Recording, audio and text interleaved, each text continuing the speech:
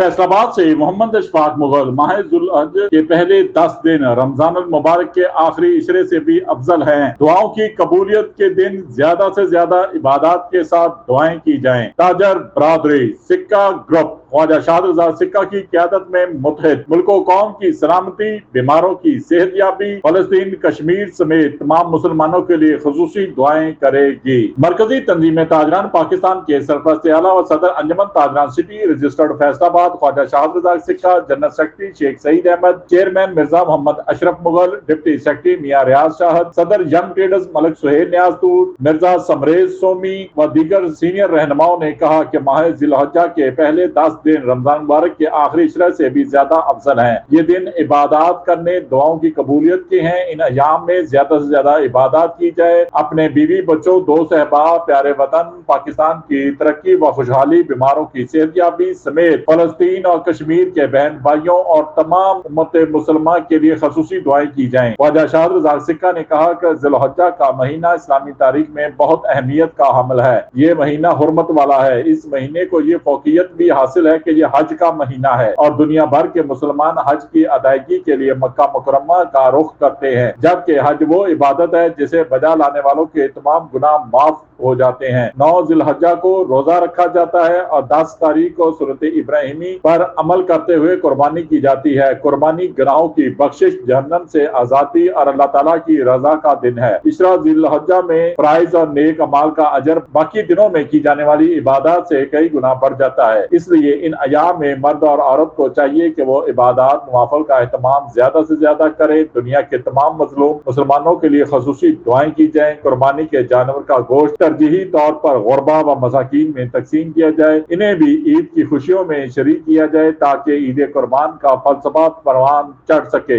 देखते रहिए GS news. इस वीडियो को लाइक करें, हमारे चैनल को सब्सक्राइब कर बेल आइकन जरूर प्रेस करें।